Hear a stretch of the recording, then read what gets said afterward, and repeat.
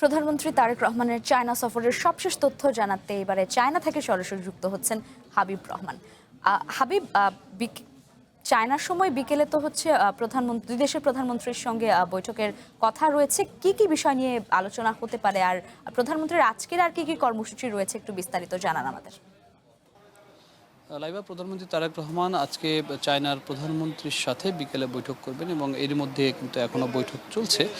এখন পর্যন্ত আমরা যেটি জানি যে 15 থেকে 16টির মতো সমঝোতা চুক্তি স্বাক্ষর হওয়ার কথা রয়েছে। তবে সবচেয়ে বড় বিষয় সেটি হলো যে আজকে সকালে প্রধানমন্ত্রী তারেক রহমান এই চায়নার যে পানি সম্পদ মন্ত্রণালয় রয়েছে বা পানি বিভাগ নিয়ে যারা কাজ করেন তাদের সাথে কিন্তু বৈঠক করেছেন এবং সেখানে তিস্তা মহাপরিকল্পনা সহ বাংলাদেশে যে অভিন্ন নদী ব্যবস্থাপনা রয়েছে সেই বিষয়ে চায়না সহযোগিতা করার আশ্বাস দিয়েছে এবং বাংলাদেশে এই খাতটি নিয়ে তারা কাজ করতে চায় এমন কিন্তু একটি আশ্বাস দিয়েছে। কাজেই যে তিস্তা মহাপরিকল্পনা কিংবা তিস্তা নিয়ে যে চুক্তি সেই বিষয়গুলো একটি সম্ভাবনা কিন্তু দেখা যাচ্ছে এবং সেটি হয়তোবা আমরা আগামী কালকে যেহেতু প্রেসিডেন্ট শি জিনপিংয়ের সাথে প্রধানমন্ত্রী তারেক রহমানের বৈঠক রয়েছে সেই বৈঠকের মধ্য দিয়ে আসলে সব কিছু আমরা বুঝতে পারবো যে আসলে এই চুক্তিটি হচ্ছে কি হচ্ছে না। তবে আজকে সংবাদ সম্মেলনে প্রধানমন্ত্রীর মুখপাত্র এবং প্রধানমন্ত্রীর কার্যালয়ের মুখপাত্র এবং উপদেষ্টা হাদি আমিন যিনি জানিয়েছেন যে চায়না এই খাতটি নিয়ে কাজ করার আগ্রহ প্রকাশ করেছে এবং তারা কাজ করতে চায়। কাজেই এখানে একটি আশা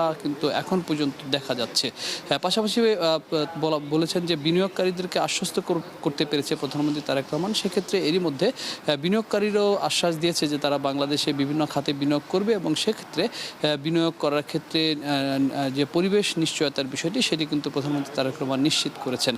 এবং আরেকটি বিষয় বলে রাখি যে শুধুমাত্র এটি নয়, দুই দেশের যে সম্পর্ক সেই সম্পর্কের সমতা এবং ন্যায্যতার ভিত্তিতে দুই দেশের সাথে সম্পর্ক তৈরি করতে চায় এবং আরেকটি বিষয় সেটি হলো যে চায়না বিনিয়োগকারীরা যাতে করে কোনো ধরনের সমস্যায় না পড়ে সেই জন্য এই চায়নাতে একটি বিনিয়োগ কার্যক্রম অফিস খোলার একটি সিদ্ধান্ত নেওয়া হয়েছে যাতে করে চায়নাতে থেকেই তারা এই কার্যক্রমটি করতে পারে এবং যে প্রতিষ্ঠান বাংলাদেশে বিনিয়োগ করবে তাকে সর্বোচ্চ 15 দিনের মধ্যে লাইসেন্স দেওয়ার ক্ষেত্রে একটি সিদ্ধান্ত জানানো হয়েছে এই বিনিয়োগকারীদেরকে। অর্থাৎ এই যে মূল বিষয়টি ছিল যে চায়নাতে এই সফরটি মূলত বাংলাদেশে বিনিয়োগ বাড়ানোর ক্ষেত্রে যে পরিকল্পনা সেটি আমরা দেখতে পাচ্ছি যে এখন পর্যন্ত সেই জায়গায় বিনিয়োগের ক্ষেত্রে অনেকটাই অগ্রগতির দিকে কিন্তু দেখা যাচ্ছে।